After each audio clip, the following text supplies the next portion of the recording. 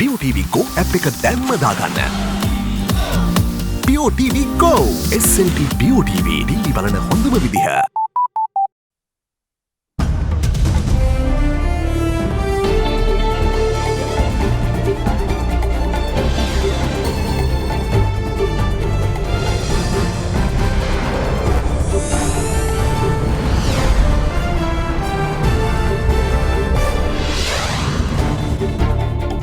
Making headlines tonight. As China looks on, India and Japan ink agreement to develop East Container Terminal off the Colombo port. To ban or not to ban, India appoints tribunal to determine the continuation of LTTE ban. Meanwhile, sends their intelligence team to aid Easter attack probe in Sri Lanka. Another hint.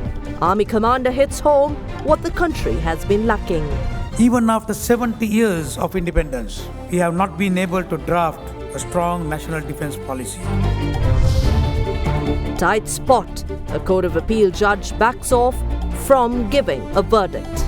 All this and much more coming up tonight, this Tuesday, the 28th of May 2019, on First at 9. අයඩෙක්ස් ඇතුළත ඉදිමීම සමනය කරන අතර විනාඩි 5කින් ක්‍රියා කිරීම ආරම්භයි. අයඩෙක්ස් දිවියට නව දිරයක්. අයඩෙක්ස් වෙතින් එසේ කැක්කුමට විශේෂඥා අයඩෙක්ස් හෙඩ් ෆාස්ට් ඉක්මනට සහනය අදම අත්විඳින්න. From AdaDerana, this is AdaDerana First at 9. Live from Studio 24 in Colombo.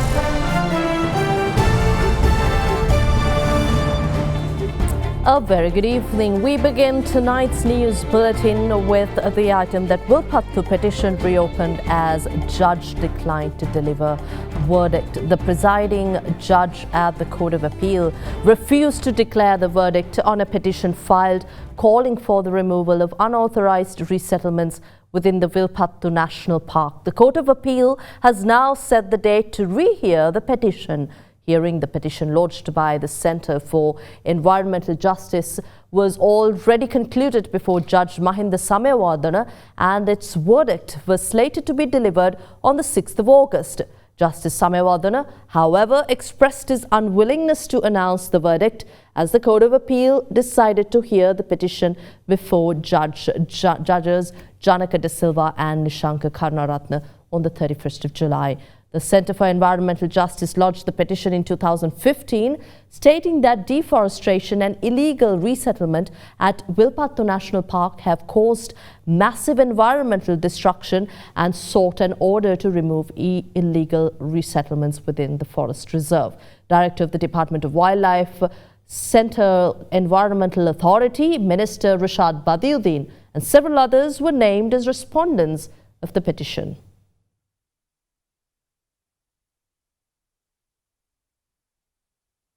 Well, security officials conducted search operations across several districts today.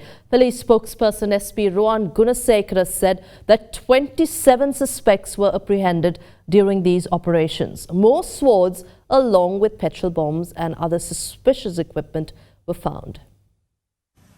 Security operations continued across the districts of Colombo, Kalutara, Gampaha, Kurunegala and Puttalam today as well.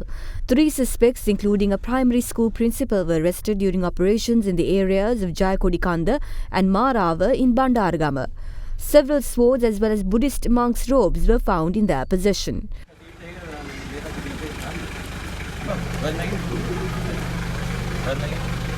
The joint operation by the Army, Army Commando Regiment and police also used drones to observe locations which did not have safe access. Meanwhile, another suspect was arrested during several search operations in Jeffrey Bawa Gardens in Vattala after several CDs containing extremist lectures were found in his possession. AdaDerana report on the ground said that officials had also found 3 fake passports, 2 national identity cards, 2 computers and 5 mobile phones in his possession. 7 other suspects were also arrested from the areas of Yagamvela in Dumblasuriya after security officials found 8 petrol bombs, 1 sword, several army uniforms and 500,000 rupees in their possession.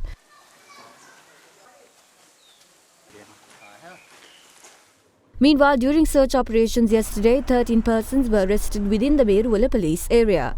630 houses and 54 vehicles were searched, leading to the discovery of several outfits similar to that of security forces' uniforms, sharp weapons and other suspicious equipments.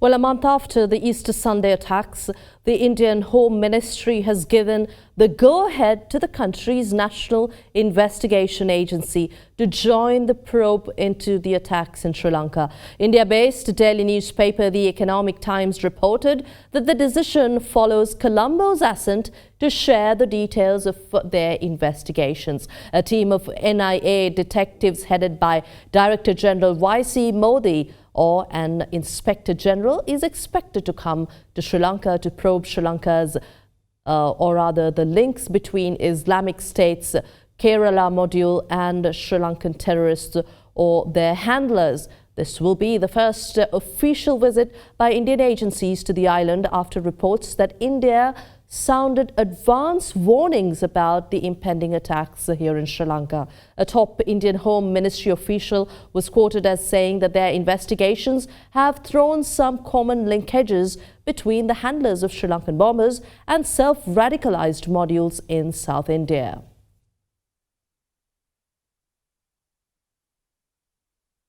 Still from India, acknowledging the return of normalcy in Sri Lanka following the Easter attacks, the Indian government today advised its citizens to be careful and vigilant while travelling to the island nation, unlike the previous travel advisory when Indians were told to avoid all non-essential travel to the country altogether. An official statement by the Indian government said, quote, security situation in Sri Lanka is gradually returning to normalcy and that the lifting of curfew and restrictions on social media and the opening of schools, Indian nationals travelling to Sri Lanka are advised to be careful and vigilant, unquote.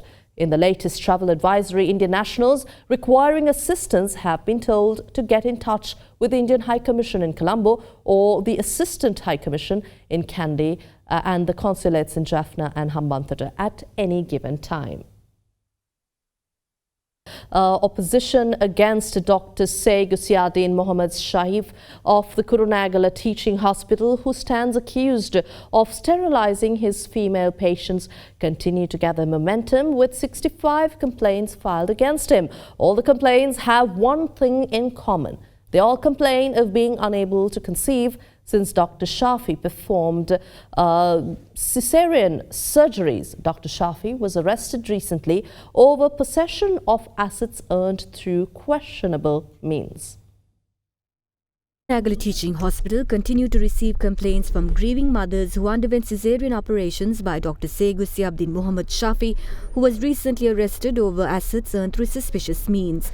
The number of complaints lodged at the hospital now stands at 65. මම 2010 7 මාසේ 6 වෙනිදා තමයි සිස් එක කරේ.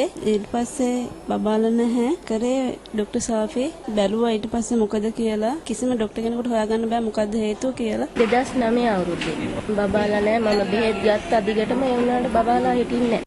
Meanwhile, 10 mothers who underwent cesarean operations by the suspect when he was employed at the Dambula General Hospital too filed complaints. තාට අවුරුදු 4යි බබේ බලාපොරොත්තු හිටියා බබාලා නැති හින්දා මට සැකයක් හිතුණා ඊට පස්සේ මේ ෆයිල් එක බලද්දි මේ සාෆි කියන ડોක්ටර් තමයි මට මෙව කරලා තියෙන ඔපරේෂන් එක කරලා තියෙන්නේ 2013 තමයි සෙට්කම් කරේ එතනින් පස්සේ නේද අවුරුදු 6ක්. The coordinating officer handling complaints stated that mothers who underwent cesarean operations by Dr. Shafi at the Dambula Hospital can lodge their complaints at the Kurunagala Teaching Hospital as well. He said that once all complaints are lodged, a separate investigation will be conducted by the Ministry of Health. Meanwhile, a heartfelt campaign was launched at the Kurunagala town demanding that investigations against the suspect be expedited.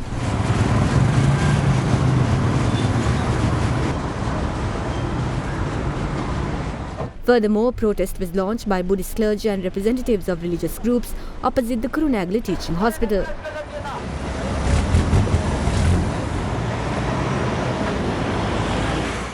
According to a communique issued by the Ministry of Health, a 6-member committee led by its director, Dr. Anil Samaranayaka, has been appointed to look into allegations against Dr. Shafi Mohammed, who is currently under arrest.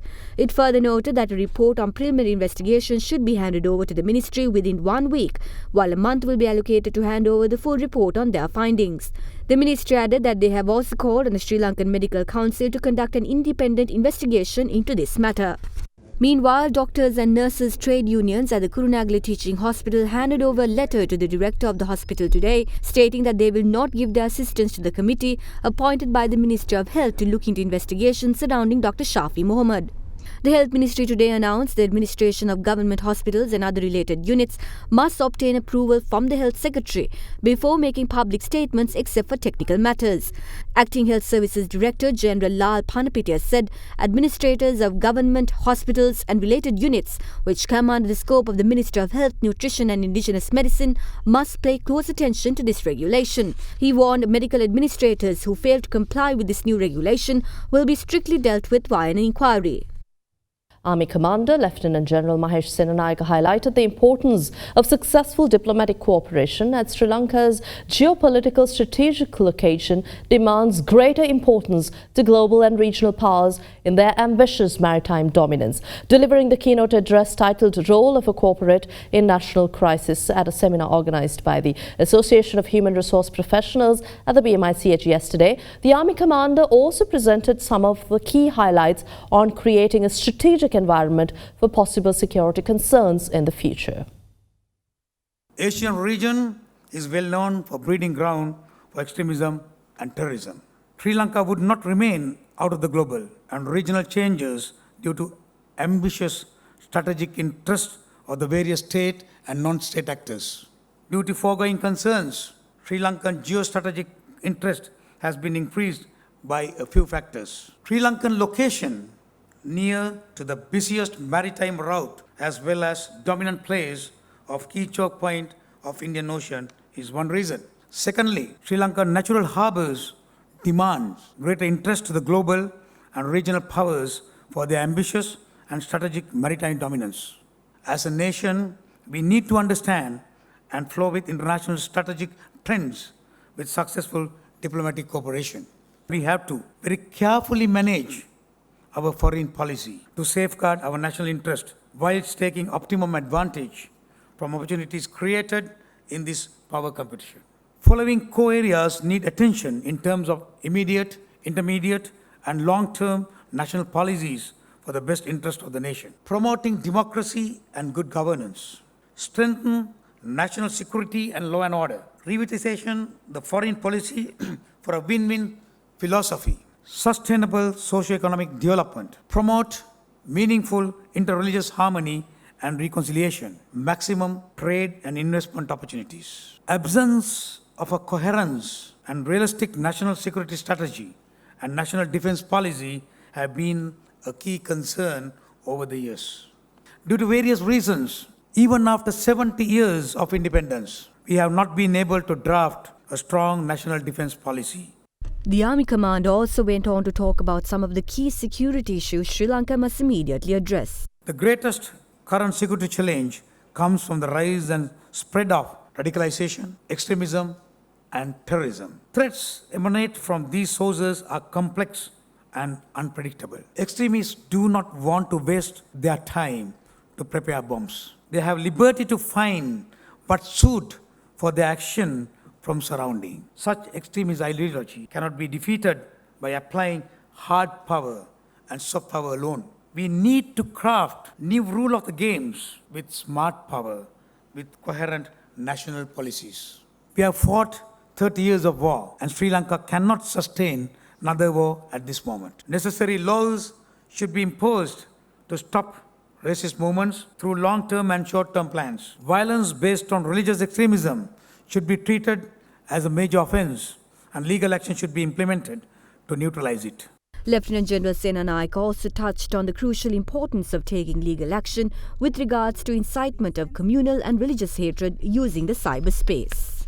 The cyberspace cannot be allowed to use as a platform to humiliate, discredit another community or religion And if any such cases, there should be laws to take action against these offenders. Persons using social media could be dangerous than a suicide bomber. Many well-developed countries have reached their destination through the commitments of their citizens. What we have to do is to thoroughly understand our prime responsibility as a nation. General Secretary of the Bodubala Sena organization, Venerable Galagodatte Gnanasara today revealed many information regarding how extremist organizations are operating secretly within Sri Lanka. The Thera also accused that an owner of a private university is also a supporter of religious extremism within the country. Representatives of Saudi intelligence services are conducting a separate program to promote Wahhabism in Sri Lanka. They're training many leaders and not just one. There are leaders in organizations such as ACTJ, NTJ, SLTJ, UTJ and so on. Academics are also being trained as leaders on a separate level. Mustafa Abdul Rahman, a qualified production engineer, and Falul Haq, a qualified chemical engineer, and both are from the Peradina University. So, who is this person? He's the owner of the BCAS campus. He has many hotels in the Middle East, including Qatar. He also has many universities, including ones in Kurunegala, Kandy and Dahiwala. Many of those students have gone to England and Australia so that nobody would suspect that their trainings are underway in those developed countries. Meanwhile, Abdul Rahman formed a political party called NFDG, and I asked the Elections Commissioner to ban that political party. Those two chemical engineers who were connected with the attacks were brought in from Kattankwadi to be educated by BCA's campus and were sent abroad. I made a revelation in 2014 about Zahran. It was Shibli Farooq, an owner of NFDG, Abdul Rahman, who supported him when he was trying to leave the country because of opposition he received. They are posing as educators. Abdul Rahman should be arrested tomorrow itself before he leaves the country. I saw the Prime Minister saying that regulations must be brought on madrasa institutes. But then he appoints Abdul Rahman and everyone else who are accused to regulate these schools. Isn't that interesting? You are now accusing this one doctor in Kurunegala. This is a whole network, and why would you not take action to cut all the roots? And this is being done with state sponsorship. You must carry out these investigations properly without targeting just one individual. They get necessary approval from the Health Ministry, so let's start with that. Salafism is more dangerous than Wahhabism. There are many dangerous people within the governing system, and they are called the Ikhwan Muslims. This is the danger we are facing. Well, religious clergy representing all religions in Sri Lanka participated to observe iftar at the Al Manarul Humad Masjid Mosque in the Anuradhapura district today. It was organized to highlight the importance of coexistence between all religious communities. Various members of the clergy as well as politicians participated in the observation of iftar at the Manarul Huda Masjid Mosque in Punava today. The term coexistence was exploited at a shallow level during the recent past. Every politician is the same, and their problems cannot be resolved just because one holds a public meeting which doesn't seem to show any apparent deal or game. But then a necessity to be an extremist was artificially manufactured within this country by works done beneath the surface. It doesn't matter who does it. If it's terrorism, one must be charged for it. The capability must be there for Maulavis as well as fathers to be jailed, because we saw Buddhist monks being killed in this Buddhist country. Politicians and several religious leaders exploited coexistence to suit their ends. We can't ensure coexistence just because we make a Vesak lantern or invite Buddhist clergy into our mosques. It will only be ensured through deed. None of these problems would have occurred if we follow Islam the right way. But religion is only limited to books, and that is exactly why we had to face this situation.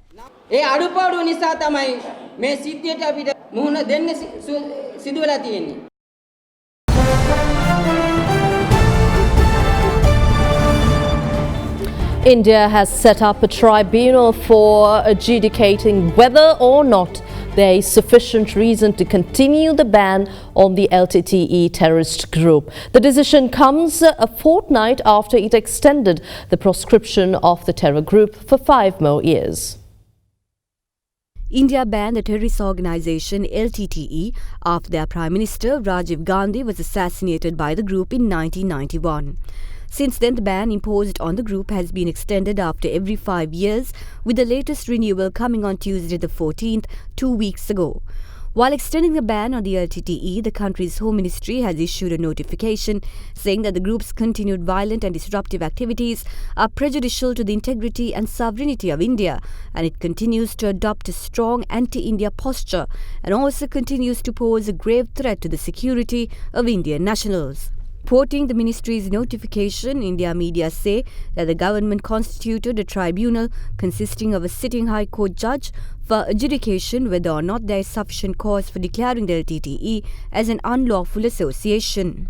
The ministry has also said that the LTTE has not abandoned the concept of Elam and has been clandestinely working towards this cause by undertaking fundraising and propaganda activities, while remnant LTTE leaders or cadres have also initiated efforts to regroup the scattered activists and resurrect the outfit both locally and internationally. General Secretary of the Sri Lanka Freedom Party, MP Dayasiri Jayasekara, says that the party's central committee gave 3 weeks to form an alliance with the Sri Lanka Podujana Peramuna. Addressing a media briefing today, he stressed that all the elements that come to play in an alliance should be hammered out within that period. Meanwhile, Chairman of the Sri Lanka Podujana Peramuna, Professor G.L. Pires, focused on MP Dayasiri Jayasekara's comments, where he said that the head of state will seek further clarification on his tenure. While questioning the process adhered to in this regard, Professor Pires insisted that the party will not let the presidential election to be put off under any circumstances. On the 8th of April, MP Dayasiri Jayasekara said that there are attempts to seek advice from the Supreme Court pertaining to President Maithripala Sirisena's tenure. He said that this will be done following the new appointment of the Attorney General. On the 8th of April, Attorney General Nalin Pereira was still in office, who then retired on the 29th of April. On the 30th of April, the Constitutional Council convened and accepted the recommendation of the President. What I would like to know is that if any legal advice was sought between the 8th and the 30th of April from the former Attorney General or an officer from the Aegis Department. Mahinda Deshapre said that nominations should be called before the 20th of October. All other elections were postponed. We will not, under any circumstance, let the presidential election be delayed. It would be the death of democracy. Meanwhile,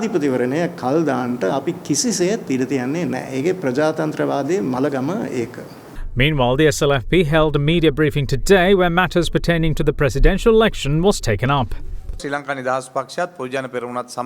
The Central Committee informed us to conclude discussions between the SLPP and SLFP as soon as possible. We must first create an alliance, then decide on a logo and agree on a presidential candidate. They gave us 3 weeks to do this.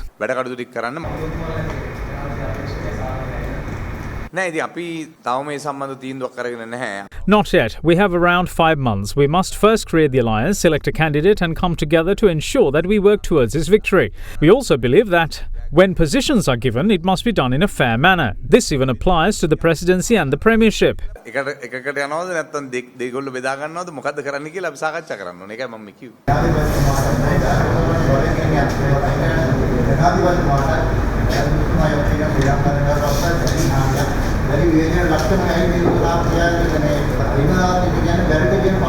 I believe it is best for certain governors not to get entangled in this issue. It is best if they stay away from media. We held a discussion with governors recently where certain matters were raised. The President will take a decision if they behave in an ad hoc manner.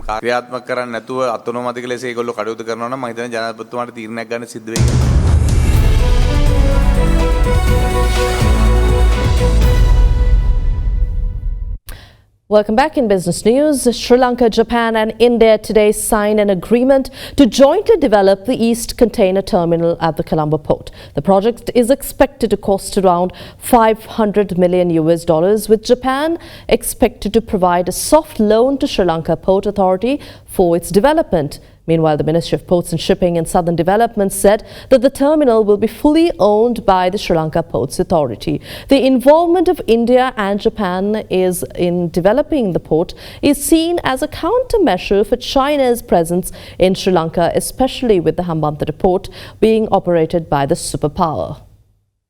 The signing of the Memorandum of Cooperation to jointly develop the East Container Terminal at the Colombo port was signed between Sri Lanka, Japan and India in Colombo today. The memorandum was inked by Minister of Ports and Shipping and Southern Development Sagar Ratnayaka, Japanese Ambassador to Sri Lanka Akira Sugiyama and Indian High Commissioner Taranjit Singh Sandhu. According to the Ministry of Ports and Shipping and Southern Development, the East Container Terminal will be fully owned by Sri Lanka Ports Authority, with Japan agreeing to provide a soft loan for the development. According to Reuters, Japan will provide a 40-year soft loan with a 0.1% interest rate with a 10-year grace period. International media reports, however, say that Sri Lanka will control 51% of the project with India and Japan jointly controlling the other 49%, unlike the Chinese-operated Hambantota port. The trilateral project's goals are to increase Colombo port's container volume and increase transportation in and around South Asia. Taking you to the Colombo Stock Exchange, equities at the Colombo Bourse snapped 2 consecutive sessions of falls in high turnover led by National Bank and Plantations PLC. Analysts believe the Easter Day bombings and the aftermath of the violence and worries over slowing economic growth weighed on investor sentiment. The benchmark all-share price index ended 0.04% firmer at 5,239.49, while the Bourse has fallen 12.5% so far this year. Turnover today was 1.81 billion rupees, the highest since the 24th of April and more than 3 times this year's daily average of 560 million rupees. And the Sri Lankan currency ended slightly weaker at 176.25 to 35 per dollar compared with yesterday's close. And analysts expect the currency, which has maintained a 3.6% gain so far this year, to weaken further as money flows out of stocks and government securities. Here's a look at today's foreign currency rates.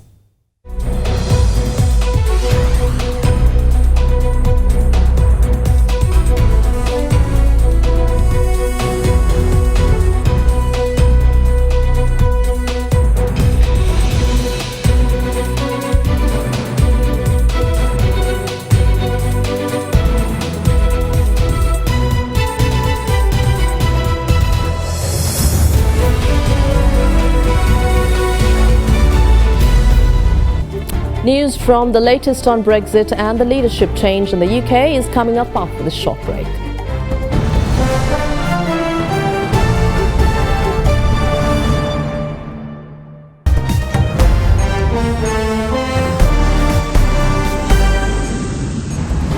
In international news, Tory leadership candidate Jeremy Hunt has warned that his party will be committing political suicide if it tries to push through a no-deal Brexit. Speaking during a British radio programme, he said that the move to no deal would result in a general election which could see Labour take power. The Foreign Secretary is one of 10 people seeking to replace Theresa May. One leadership contender, Esther McVey, said political suicide would be not leaving the EU at the end of October. The deadline the EU has set for Brexit is the 31st of October. The official race to be Conservative Party leader gets underway in early June after Theresa May stands down, but jostling between candidates has already begun. The winner will also become Britain's Prime Minister.